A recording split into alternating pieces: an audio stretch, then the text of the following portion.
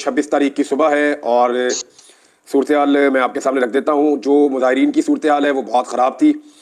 थोड़ी देर पहले हमने मनाज़र देखे कि लोग सड़कों के किनारे बैठे हुए हैं, वो दो दो दिन से जाग रहे हैं। बदतरीन शेलिंग का उन्होंने सामना किया है। पुलिस को या रेंजर्स को तो आराम करने का मौका मिलता है, वो शिफ्टों में काम करते हैं, लेकिन ये जो पाकिस्तानी है ये लगातार आ रहे हैं, इन्हें आराम करने का मौका भी नहीं मिलता। तो फजर की नमाज के बाद लोगों को सड़कों के किनारे पे शिवरिंग करते हुए, कांपते हुए, चादरों में लिपटे हुए घंटे के लिए आराम करते हुए देखा। और उसके बाद फिर पाकिस्तान तहरीक इंसाफ रवाना हो गई कि जी हम डी चौक पहुंचेंगे। बुशरा बीबी ने कारकुनों से बात करते हुए एक बात बताई। उन्होंने कहा कि मुझे इमरान खान ने यह कहा था कि अगर मेरी अपनी वीडियो भी आ जाए तो डी चौक के अलावा कहीं और नहीं जाना। यानी ये मैं क्लैरिटी के साथ आपको, यानी उनको इतनी क्लैरिटी है कि जाना ही डी चौक में। और इमरान खान साहब से ज़बरदस्ती अगर कोई वीडियो आ भी जाती है तो इमरान खान साहब ने खुद कहा था कि ये मेरा फैसला है, आप लोगों ने जाना डी चौक ही है, चाहे मेरी वीडियो बना के भी आपके पास कोई ले आए। तो अब वो डी चौक की तरफ जा रहे हैं।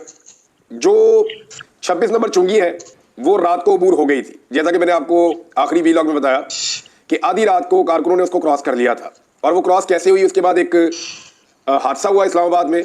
उसमें पाकिस्तान तहरीक इंसाफ का एक कारकुन, उसके अलावा 3 रेंजर्स के एहलकार और एक जो है वो एफसी का एहलकार जो है, ये 5 लोग उस वाक़े के अंदर जाँ बहक हो गए हैं।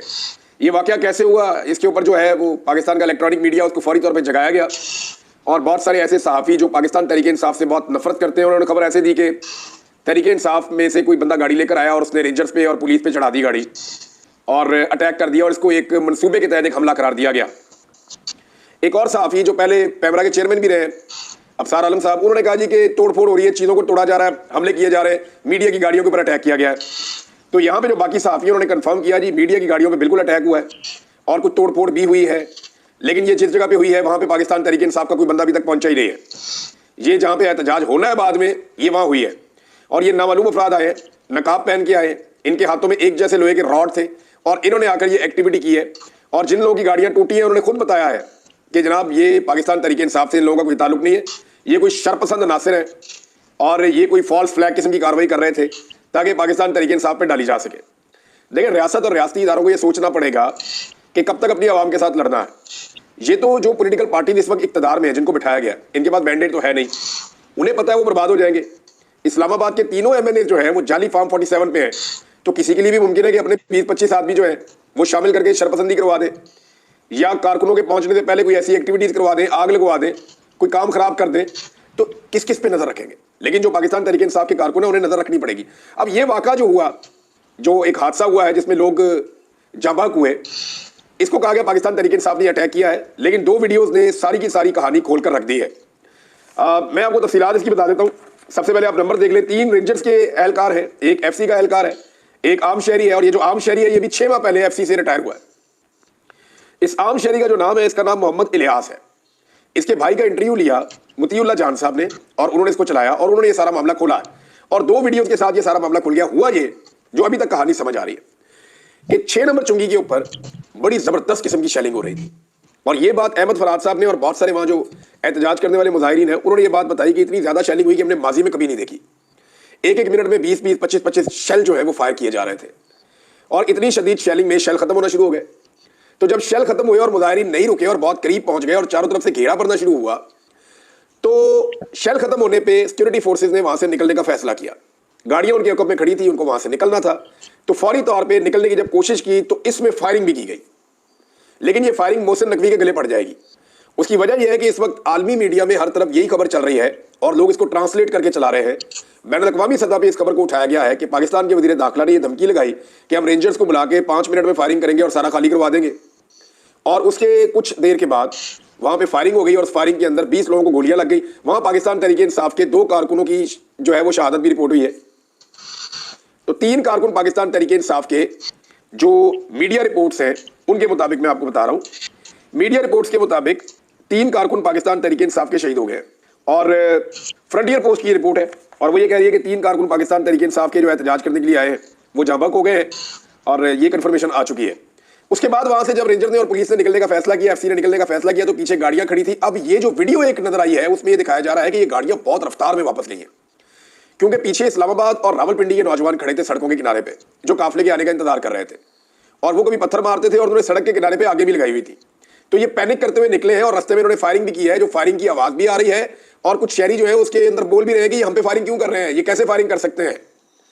तो वो गाड़ियां इतनी रफ्तार में गई हैं और कुछ गाड़ियों ने लोगों की तरफ भी गाड़ियां मोड़ी हैं, इसकी बाकायदा वीडियो मौजूद है। उस वक्त कुछ एहलकार गाड़ी में से गिरे हैं और पिछली गाड़ियां उनके ऊपर चढ़ी है, ये मुतीउल्लाह जान साहब ने रिपोर्ट किया। अब जो शहरी शहीद हुआ, जो रिटायर्ड एफसी का मुलाजिम है, सफीर अली, उसका भाई है, यानी जो शहीद हुआ उसका नाम है मोहम्मद इलियास, जिसकी जान चली गई। सफीर अली उसका भाई है। ये शहीद होने वाला 3 रेंजर्स और 1 एफसी वाले के साथ शहीद हुआ है। यहाँ पे इस वाक़े में 5 लोग शहीद हुए। अब ये जो मोहम्मद इलियास है, इसका भाई सफीर अली कहता है जी मैं मौके पे मौजूद था, हम लोग सामने वाली तरफ खड़े होकर देख रहे थे कि क्या हो रहा है और हम पाकिस्तान तहरीक इंसाफ के एहतजाज को सपोर्ट कर रहे थे। इतने में ये गाड़ियां बहुत तेजी से भागी, इनके पास शेल खत्म हो गए थे और ये वहां से निकले हैं और ये बहुत तेजी से लोगों के ऊपर गाड़ियां चढ़ गई हैं। जब उनसे पूछा गया तो आपको कैसे पता किन की गाड़ियां हैं, तो उन्होंने कहा जी कि वो बाकायदा नजर आ रही थी कि वो सिक्योरिटी फोर्सेज की गाड़ियां, उनके ऊपर उनके वो लिखे हुए थे, वो रेंजर्स की और पुलिस की गाड़ियां थी। और उनका भाई जो है वो इस वाक़े के अंदर जिंदा नहीं बचा, वो चले गए पुलिस स्टेशन। अब वो ये बताते हैं कि पुलिस स्टेशन में मेरे पे दबाव डाला गया कि आप इस मुकदमे का इल्जाम पाकिस्तान तहरीक इंसाफ पे लगा दें।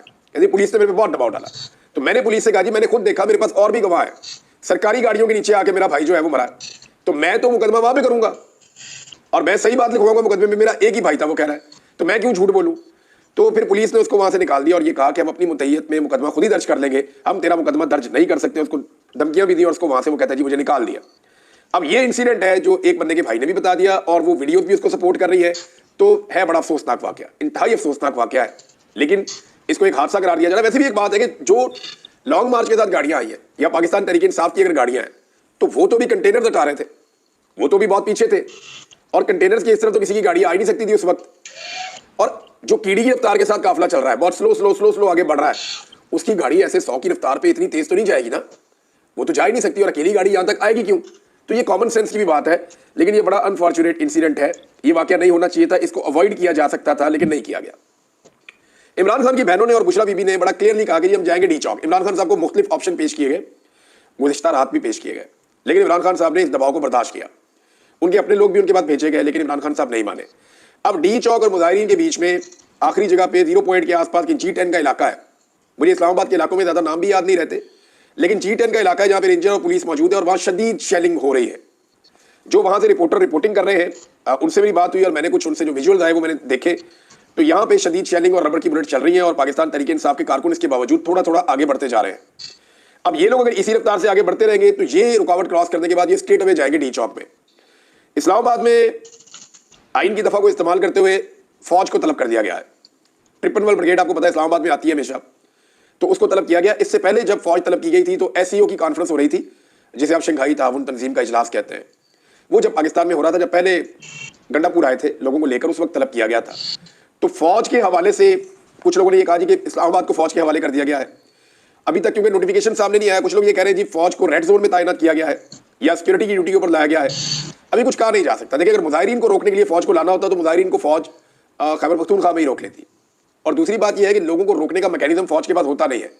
फौज के पास हथियार है, वो उससे मार सकते हैं, उनके पास डंडा वंडा नहीं होता, फौज के पास वाटर कैनन भी नहीं होता, फौज की आंसू गैस की शेलिंग करने की भी उनकी कैपेसिटी या उनकी ट्रेनिंग नहीं है। वो तो हथियार के साथ लड़ सकते हैं, या उनको रेस्क्यू करना आता है, सिक्योरिटी करनी आती है, या वो हथियार के साथ लड़ सकते हैं। तो वो एक प्रोफेशनल मिलिट्री है, वो इस काम के लिए नहीं है, इसलिए इससे पहले उनको कभी इस्तेमाल नहीं किया गया इस काम के लिए, रास्ते में भी नहीं किया गया। तो जहां तक मेरी अंडरस्टैंडिंग है वो ये है कि इस्लामाबाद में जो हसास इलाके हैं या इमारतें हैं या रेड जोन है, उसके तहफ़्फ़ुज़ के लिए गालिबन फौज को बुलाया गया है और वो उसका इंतजाम संभालेगी। पब्लिक के सामने फौज को मुझे नहीं लगता किया जाएगा। हालांकि ये इस हुकूमत की बड़ी ख्वाहिश हो सकती है, हुकूमत ये कोशिश कर सकती है, उनकी ये ख्वाहिश हो सकती है कि मुजाहिरीन को फौज के मद्दे मुकाबिल लाया जाए या फौज को मुजाहिरीन के मद्दे मुकाबिल लाया जाए, दोनों एक ही बात है। लेकिन ये माजी में कभी हुआ नहीं और ऐसी बेवकूफ़ी कभी किसी ने की नहीं। लेकिन इस हुकूमत से आप कोई भी तवक्को इसलिए कर सकते हैं कि इनका सारा कुछ ही दाव पे लगा हुआ है। यानी इनको इस बात का आइडिया है कि दोबारा इलेक्शन जीत कर नहीं आएंगे, कम से कम 2 टर्न्योर तक तो, 1-2 टर्न्योर तक तो नहीं आ सकते जितनी इन्होंने गंद मार दिया पाकिस्तान की आवाम के साथ। पंजाब के अंदर लोग अब इनसे नफरत कर रहे हैं जितना इन्होंने जुल्म और जबर कर दिया है। तो PMLN का तो सारा कुछ ही दाव के ऊपर लग गया है। बुशरा बीबी ने अपने मुंह से कहा, कुछ साजिशी लोग ये कह रहे हैं और पार्टी के अंदर भी ऐसे लोग हैं कि इस्लामाबाद के बाहर धरना दे देते हैं, इस्लामाबाद से बाहर बैठ जाते हैं, इंतजार करते हैं। लेकिन बुशरा बीबी ने इस आइडिया को रद्द किया है, वो डी चौक में ही जाना चाहती है। उसका एक बड़ा सिग्निफिकेंस है। सबसे मेन चीज ये है कि इसको एक जिद के तौर पर बनाया गया डी चौक को। इस वक्त का जो पूरा निजाम है वो ये कह रहा है डी चौक में हम नहीं आने देंगे। इमरान खान ने जेल में बैठ के कहा कि डी चौक में हमने पहुंचना है। अब निजाम ने जिद लगाई हुई है कि जेल में बैठा हुआ एक आदमी, उसकी क्या औकात है कि वो कहे और सारे लोग डी चौक पे पहुंच जाए। तो डी चौक की एक सिंबॉलिक हैसियत बहुत बड़ी है। अगर पाकिस्तान तहरीक इंसाफ के कारकुन डी चौक पे पहुंचते हैं और वहां पे इकट्ठे हो जाते हैं तो इसका मतलब है पूरा पाकिस्तान फिर निकलेगा, लोगों का हौसला बुलंद हो जाएगा, लोगों की जरूरत बढ़ जाएगी, लोग फिर चैलेंज करके निकलेंगे और बाकी लोग भी आएंगे। इस वक्त जो सूरत है पंजाब की वो मैं आपको बता देता हूं। पंजाब से आने वाले काफिले अभी भी रास्ते में हैं, मजीद लोग भी निकल रहे हैं। इस्लामाबाद को टच किया है कुछ काफिलों ने, और ये जो ताज़ा दम लोग आ रहे हैं पंजाब से ये भी इस एहतजाज का अब हिस्सा बन जाएंगे। रात को पंजाब के काफिले मुख्तलिफ जगहों पर रुके थे, अब वो आगे बढ़ रहे हैं और आहिस्ता आहिस्ता पंजाब के शहरी भी इस एहतजाज का हिस्सा बनते जा रहे हैं। मुझे लगता है ये टेस्ट मैच है, ये भी चलेगा। अगर आज का दिन पाकिस्तान तहरीक इंसाफ ने डी चौक में पहुंच के निकाल दिया तो ये जो आज की रात होगी इसमें कोशिश की जाएगी डी चौक पे एक बड़ा ऑपरेशन किया जाए और लोगों को यहां से निकाल दिया जाए, लेकिन उसमें नुकसान भी हो सकता है। तो हुकूमत को होश के नाखून लेने होंगे क्योंकि पूरा आलमी मीडिया इस वक्त इसको कवर कर रहा है। मैंने देखा अल जजीरा को, BBC को, CNN को और TRT वर्ल्ड को, इसके अलावा तेहरान न्यूज ने इसको कवर किया है, यूरोप और अमेरिका के सारे मीडिया ने इसको कवर किया है, अरब मीडिया ने इसको कवर किया है, इंडियन मीडिया इसको कवर कर रहा है, रशियन मीडिया इसको कवर कर रहा है, चाइना भी इसके ऊपर नजर रख के बैठा हुआ है। तो ये आलमी सतह की खबर बन रही है। ये कोई नॉर्मल वाकया नहीं है कि कर्फ्यू जैसी सिचुएशन में लोग निकले और निकलकर अपने हदफ तक पहुंचे।